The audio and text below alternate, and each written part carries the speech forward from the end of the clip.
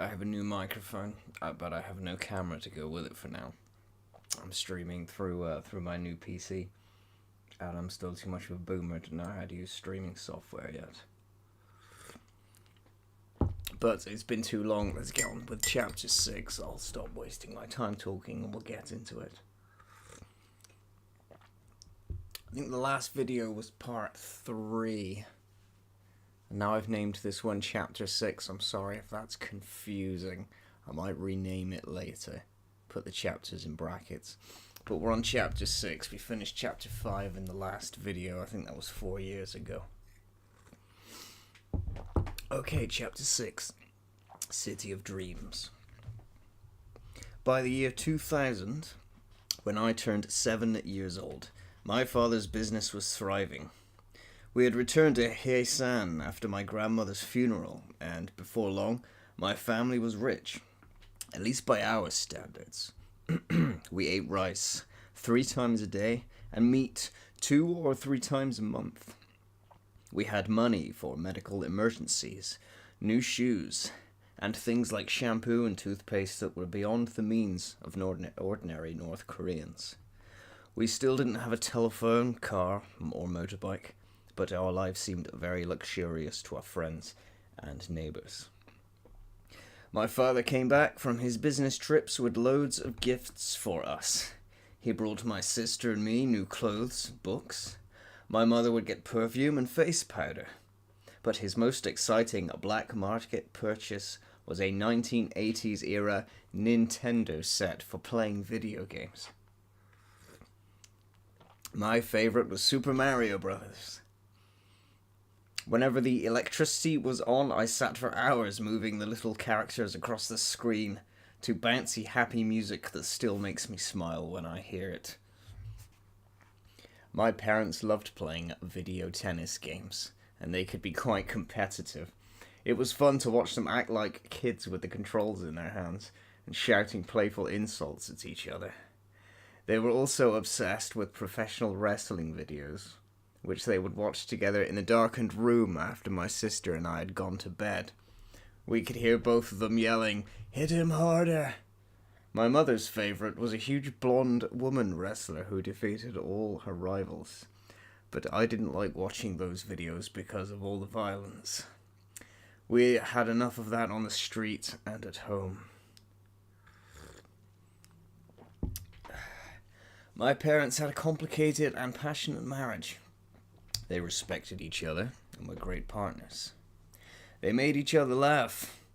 When my father was sober, he treated my mother like gold, but when he was drinking, it was a different story. North Korean society is by its nature tough and violent, and so are relations between men and women. The woman is expected to obey her father and her husband. Males always come first in everything. When I was growing up, women could not sit at the same table with men. Many of my neighbors and classmates' houses had special bowls and spoons for their fathers. It was commonplace for a husband to beat his wife. We had one neighbor whose husband was so brutal that she couldn't click her chopsticks while she ate for fear he would hit her for making noise. By comparison, my father was an enlightened man. He included my mother and my sister and me at the table. He respected us. He drank only occasionally, rarely beat my mother, but sometimes he did. I am not excusing his actions, but I am explaining the culture. Men in North Korea were taught that they were superior, just as they were taught to obey our leader. The difference in our household was that my mother wouldn't take it. Unlike many North Korean women who would cry and apologize, my mother would hit back. She had a strong spirit, stronger than my father's, and he was no match for her. When their fights got out of control, I would run down the street to get the neighbors to break it up. Sometimes I was afraid they would kill each other. During their worst fights, my mother would sometimes threaten divorce, but they quickly reconciled. It wasn't until another woman entered my father's life that my mother almost left for good. When my father began his business in Pyongyang, that's the capital, he needed a place to stay and an assistant to help with his work. His older sister lived in the city, and she introduced him to a single woman in her early 20s named Wan Sun. She was available to work as his assistant. Plus, she lived with her family in a large apartment with an extra room that he could rent. That's where he stayed for 9 months of the year. As it turned out, this was more than just a working relationship. Although my father always tried to deny it, still, it was not unusual for a wealthy or powerful man to take a mistress in North Korea. After a while, Wan Sun fell in love and wanted to marry him. But first she had to get rid of my mother. It was like a plot from a bad South Korean soap opera. And it almost worked. In August 2001, my mother decided to go to Pyongyang for a few months, while my father spent some time with us in Haesan. Naturally, he stayed in Wan Sun's apartment while she sold a few products on the black market and bought some metals to sell in Haesan. What she didn't know was that Wan Sun was calling my father and telling him that his wife was seeing other men. Unfortunately, he believed these lies, and the next time my mother and father spoke on the telephone, he accused her of cheating. She couldn't understand why he was saying such things. She was so upset and angry that she told him that she wanted a divorce. This time she meant it. Instead of returning to Hyesan, she took the next train to Kowon to visit her brother at Minsik and think about her next move. When my mother didn't come, my father realized his mistake and was very unhappy. He even started drinking every day, which was unusual for him. Then one afternoon, about 2 weeks after my mother had run away to Kowon, I answered a knock on the door and found an unfamiliar young woman standing outside, dressed in fancy city clothes. This was my first glimpse of Wan Sun.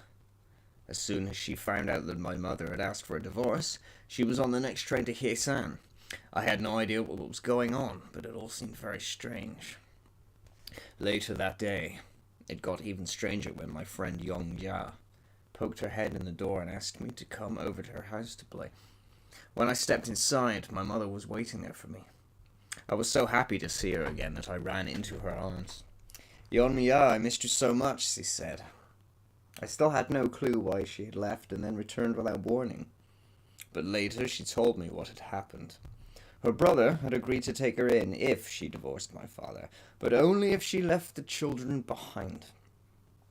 She couldn't abandon us.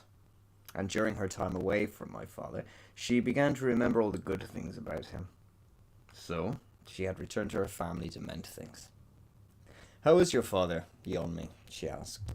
Right now he is home with a lady from Pyongyang, I said. Stay right there and don't come back until I send for you, she said. When she reached our house, she found Wan Sun sitting on a floor mat inside, talking to my father. I don't know whether my father or his girlfriend was more surprised to see my mother standing in the doorway. My mother ran in and kicked Wan Sun right in the butt, yelling, "Get out of my house!" Wan Sun stood up and slapped her, and my father had to hold my mother to keep her from tearing Wan Sun to pieces. My father told Wan Sun she'd better go, and my mother slammed the door behind her. It was the beginning of November, and this skinny girl from Pyongyang wasn't prepared for the freezing weather. She was wearing a light coat and thin, impractical shoes. Wan Sun stood outside our house like a shivering ghost, whimpering for my father to let her in again. Meanwhile, my father begged my mother to change her mind and not divorce him. He still swore to her that nothing was going on between him and his assistant. My mother didn't know what to believe, but she knew that her family was more important than this woman, so she decided to stay. Wan Sun left on the next train back to Pyongyang. Whew. If you asked anyone in the North Korean countryside, what is your dream? Most of them would answer, to see Pyongyang in my lifetime. I was 8 years old when that dream came true for me. Only the most privileged citizens are allowed to live and work in our nation's capital. You need special permission even to visit. But Pyongyang is as familiar to ordinary North Koreans as our own black market yards. Oh, sorry, I've read that wrong. As familiar to ordinary North Koreans as our own backyards because of the hundreds upon hundreds of picture books and propaganda films that celebrate it as the perfect expression of our socialist paradise. To us, it is a mythical shrine with towering monuments and thrilling pageantry, like Red Square, Jerusalem, and Disneyland, all in one city. My father had not been home in a long time, so he invited each of his daughters to visit him for 1 month in the summer. I went first. The idea of seeing my father in the city of my dreams at the same time was so exciting that I couldn't sleep for a whole week before he arrived to pick me up. It was especially exciting because 2002 was the first summer that North Korea staged its now famous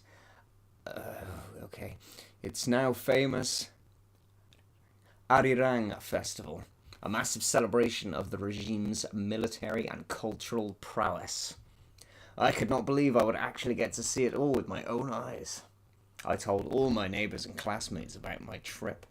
Some parents asked me not to brag in front of their children, because now they were begging to visit Pyongyang too. I packed all my best clothes, including my princess t-shirt and my Mary Jane shoes for this special trip. My father and I left on the morning train for Pyongyang. Even though the distance was only about 255 miles, the train ride took days because electricity shortages slowed down the train. My father and I brought food with us and travelled in a sleeper car. Most people had to sleep on hard seats. When the train finally pulled into the Pyongyang station, Wan-sun came to greet us. I still didn't understand what the trouble was all about when she was in Hyesan a few months before. And in fact, I hardly remembered her. But I had a child's sense that something was off about this arrangement as I watched her take my father's arm. That feeling passed quickly, however, as I was carried away by the spellbinding sights and sounds of Pyongyang. Everything amazed me.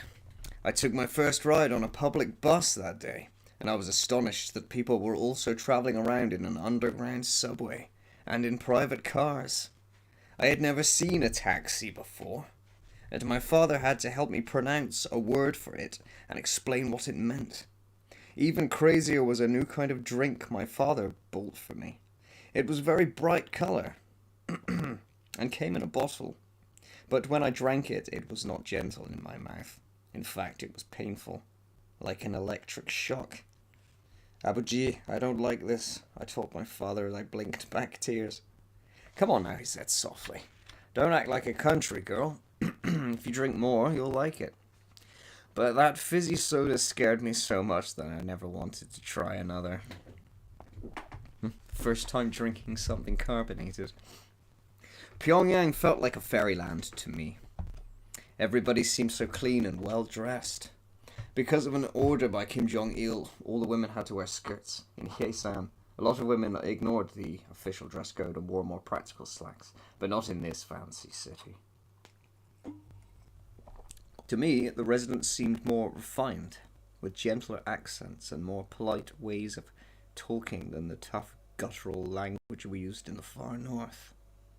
In contrast to the crumbling apartment houses, dusty alleys, and sooty rail yards of Hyesan, Pyongyang seems so new and shiny, with huge buildings and wide, spotless boulevards. You hardly saw anyone begging here. Just as the street children were called Koljebi, who haunted the markets and train stations in every part of North Korea. The difference in Pyongyang was that whenever the Koljebi asked for food or money, the police officers came and drove them off. Wherever we went, my father pleaded with me to hold his hand tightly. He was afraid I would get lost because I was always looking up at the giant city all around me. When he took me on a bus ride at night to see the lights of downtown Pyongyang, I nearly lost my mind. The only thing that was ever lit up at night in Hyesan was the Kim Il-sung monument. But here all the important buildings glowed like torches. There were so many propaganda banners. Some of them written in neon saying Pyongyang, heart of Korea. But that was impressive enough. Even the restaurant signs were neon.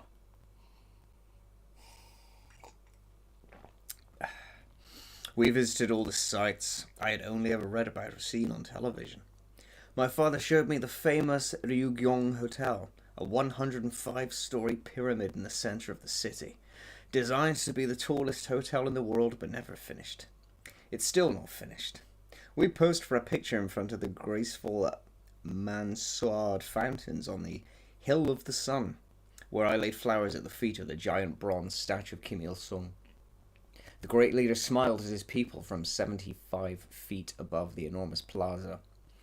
He was dressed in a long topcoat with one arm raised as if to reveal the nation's destiny.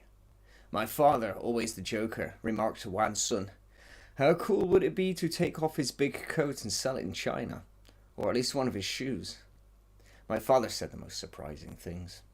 I realize now that he was like Winston Smith in 1984, a man who secretly saw past Big Brother's propaganda and knew how things really worked in the country. But I was still years away from understanding that the Kims weren't gods. I had a warm, holy feeling being in Pyongyang, where the great leader once walked, where his son, Kim Jong-il, now lived. Just knowing he breathed the same air made me feel so proud and special, which is exactly how I was supposed to feel. One day, we took a 2-hour boat ride down to the Taedong River to visit Kim Il-sung's birthplace at Mangyongdae. But we changed our minds and instead went to a good Chinese restaurant nearby. I had never been in a restaurant where we sat in chairs. In Hyesan, we could sometimes eat food at the market. There were a few places like restaurants in people's houses, but you always sat on the floor. Sitting in a stiff chair seemed very odd to me. And I will always sit on the floor if I have a choice. But I really liked ordering all kinds of food from a waitress and having someone put it in front of me. For the first time, I ate bread that was soft and delicate instead of black and hard. I finally got to taste those oily noodles I'd smelled cooking across the river in China. But I was not used to the flavor. I didn't say anything, but I almost wished I had some kimchi instead. But I ate thinly sliced pork and some other delicious Chinese dishes that were like heaven on earth. In the future, whenever I was hungry, I would eat this meal 1,000 times over in my mind. My only regret was that I did not order more food.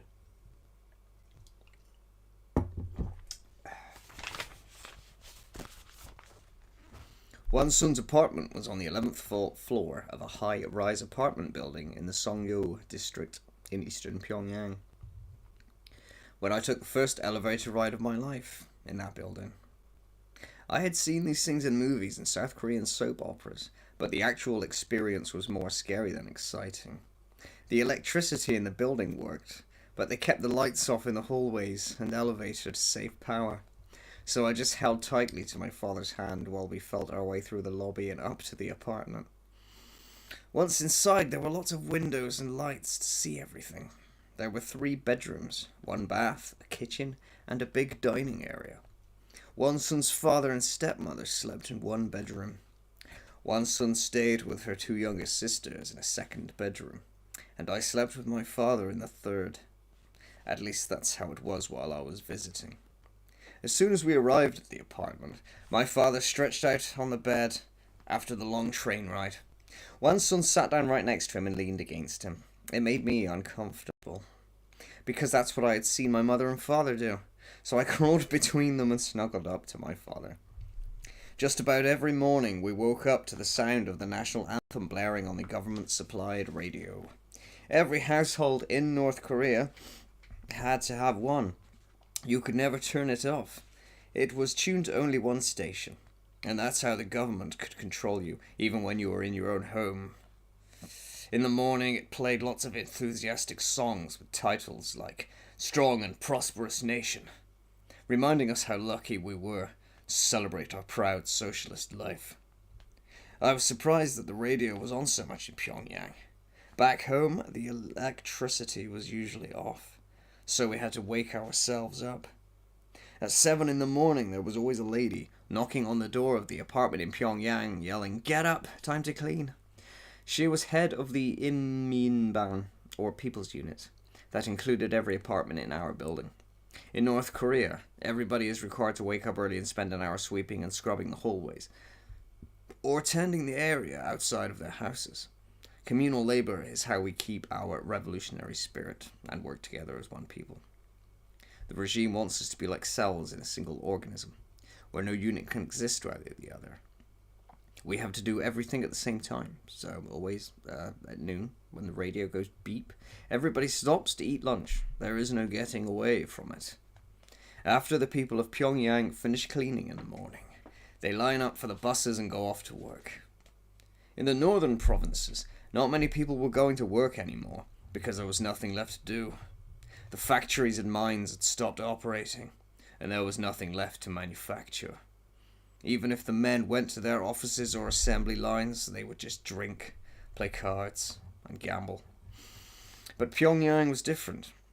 Everybody seemed busy. One time, Wan Sun's little sister took me to the factory where she worked, a place where they made plastic for car tires. It was the only factory I saw in North Korea that actually functioned. I had other exciting adventures during my month in Pyongyang. We got tickets to several of the huge Ararang festival performances in the giant Mayday Stadium. I'm probably butchering that pronunciation. The festival of military prowess. I was overwhelmed by the spectacular dramatic, musical, and gymnastic presentations. Most impressive were the 30,000 to 50,000 school children who had trained for many months to sit in the risers behind the stage, holding up coloured squares like a living mural to create enormous, ever-changing scenes and slogans, glorifying the regime. Only much later did I realize how abusive it was for these children to perform for hours and hours, without even a small break to eat or use the bathroom. We were taught that it was an honor to suffer for our leaders, who had suffered so much for us. Given the chance, I would have proudly joined them. I also visited a zoo for the first time in my life and saw monkeys, tigers, bears, and elephants.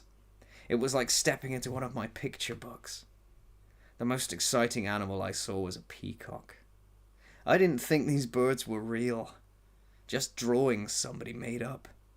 But when the male peacock spread his magnificent tail feathers, I nearly screamed. I couldn't imagine it was possible for something so beautiful to exist in the same world as me. As the weeks went by, Wan Sun went out of her way to be nice to me, so I actually liked her after a while, and my father was very good to her. When they first met, she was suffering from tuberculosis, which was common even among the elite. He made sure she ate well and got the right medicines. She was almost cured by the time I met her. Looking back at it, I think he must have had feelings for her.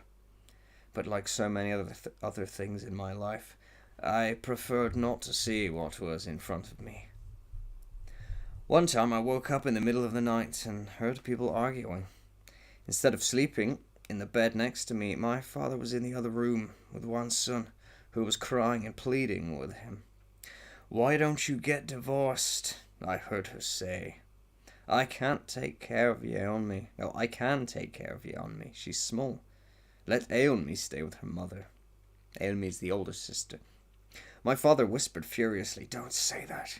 You're going to wake her up." Later, my father made me promise not to tell my mother about any of this when I returned to Hyesan. Toward the end of my stay, my father became very sick with stomach pains and decided to check into the Red Cross hospital in Pyongyang for tests. They couldn't find what was wrong with him at that hospital, so he went to the most modern hospital in the capital, where the elites go for treatment. Even the best doctors in the country couldn't tell him why he was sick, so he gave up trying to figure it out and decided to bring me home. We rode on the train to Hyesan, along with his latest shipment of metal. As we strolled through the stations, the mountains got steeper and the landscape grew harder and poorer. The bright lights and clean streets of Pyongyang faded back into a dream as I looked out the window and saw skinny peasants scraping the dirt with their hoes, picking up whatever seeds and grain they could find. Whenever the train stopped, the Kotchebi street children would climb up and knock on my windows to beg. I could see them, scrambling to pick up any spoiled food that people threw away, even moldy grains of rice. My father was worried that they would get sick eating bad food and told me we should not give them our garbage. I saw that some of those children were about my age, many even younger. But I can't say I felt compassion or even pity.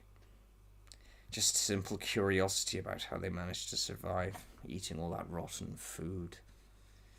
As we pulled away from the station, some of them were still hanging on, holding tight to the undercarriage, using all their energy not to fall off. All their energy not to fall off the running train, and looking up at me with eyes that had no curiosity or even anger. What I saw in them was a pure determination to live, an animal instinct for survival when there seemed to be no hope. Before we reached Hyesan, the train stopped suddenly between stations. People were saying that one of the street kids had crawled onto the roof of the train and was killed when he touched a live wire. We were delayed while they removed the body, and some people seemed annoyed. Otherwise, the incident didn't seem to bother anyone. My mother picking us up at the station while my father went to pay. My father picked us up at the station while my father went to pay the policeman guarding the number 9 freight car, and then picked up his package. I was so happy to be home and see our familiar house and my garden of sunflowers. I had missed my mother so much, and I couldn't wait to tell her everything that had happened in Pyongyang. "Did you see the Jute Tower, Yeonmi? My mother asked, as she made me a rice cake. "And all the monuments?" "Yes, ma. We went everywhere with Wansun." "Really?" my mother said with a very cool voice. "Yes," I said, "and we went to the zoo too." But I didn't say any more.